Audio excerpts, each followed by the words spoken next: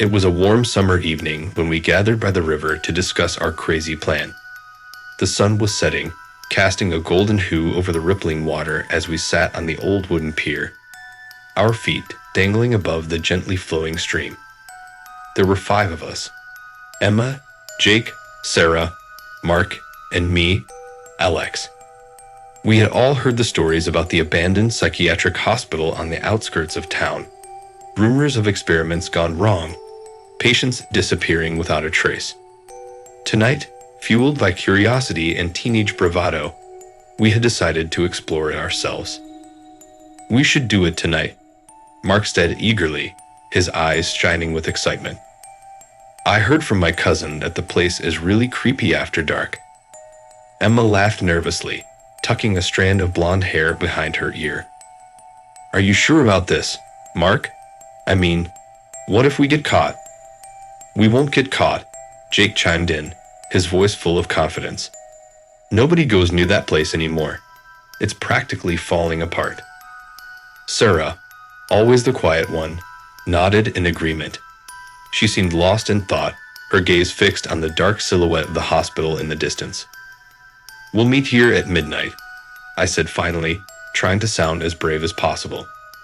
"Bring flashlights and anything else you think we might need. We're doing this." And with that, we made our pact.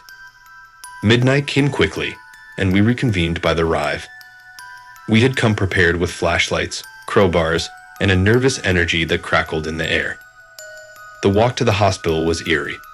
The moonlight filtered through the trees, casting strange shadows on the overgrown path leading to the imposing building.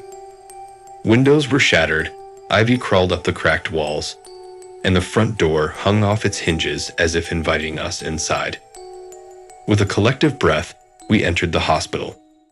The air was thick with dust and decay, and our footsteps echoed ominously in the empty halls. We stuck together, our flashlights cutting through the darkness as we searched for any clue to the hospital's dark past. In a forgotten office, buried under piles of decaying paperwork, we struck gold.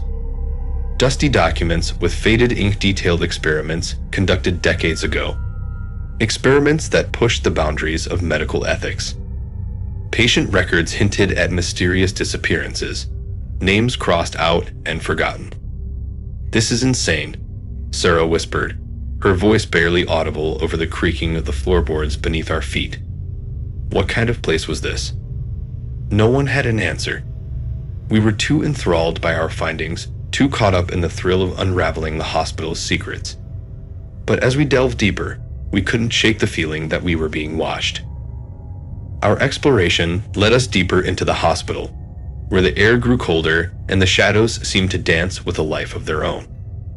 We stumbled upon a hidden staircase leading down into the bowels of the building, a place untouched by sunlight for decades. "I don't know about this," Emma said hesitantly, her flashlight trembling in her hand. "Maybe we should turn back." But curiosity got the better of us, and one by one, we descended into the darkness. The staircase seemed to stretch on forever, the steps slick with moisture and age. At the bottom, we found ourselves in a network of tunnels, their walls lined with rusted pipes. Sarah clutched my arm tightly, her eyes darting nervously from shadow to shadow. "I don't like this, Alex," she whispered, her voice trembling. "I feel like something is watching us." Mark glanced over his shoulder, his expression tense. "Maybe we should turn back. This place gives me the creeps." But turning back wasn't an option. The way behind us seemed to have shifted, the tunnels twisting and turning in ways we hadn't noticed before.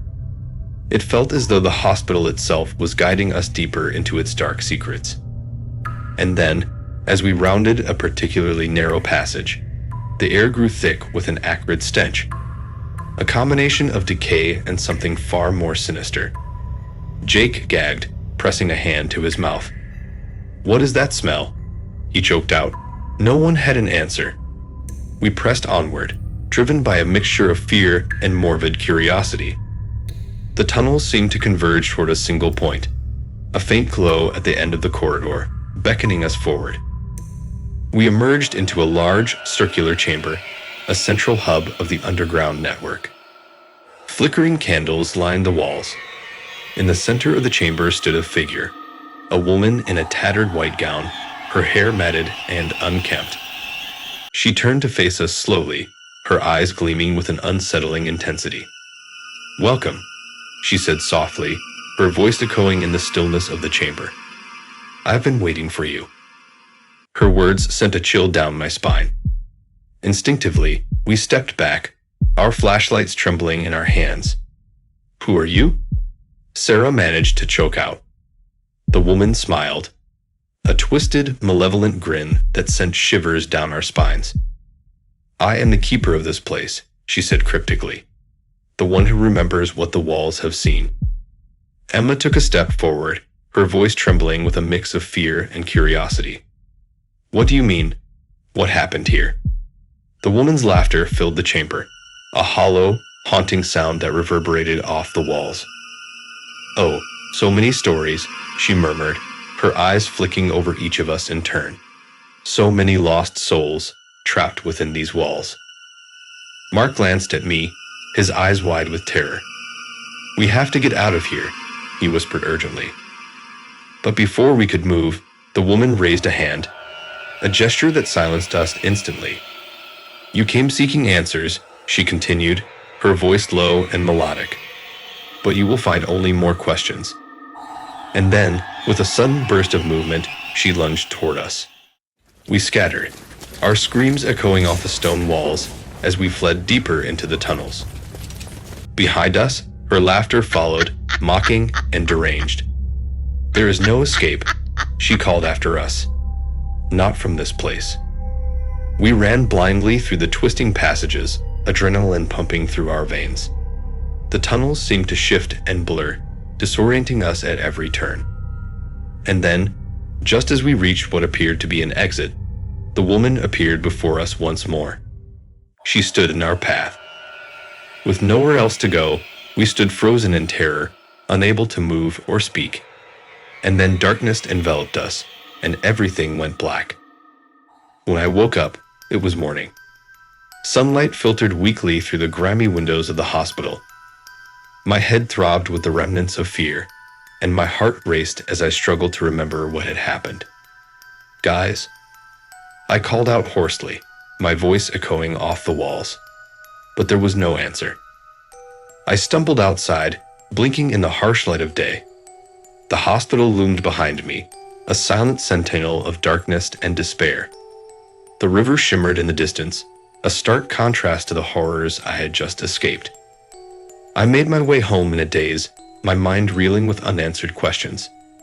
Days turned into weeks, and still there was no sign of Emma, Jake, Sarah, or Mark. The police searched the hospital, but they found nothing. No trace of our nighttime adventure, no evidence that we had ever been there.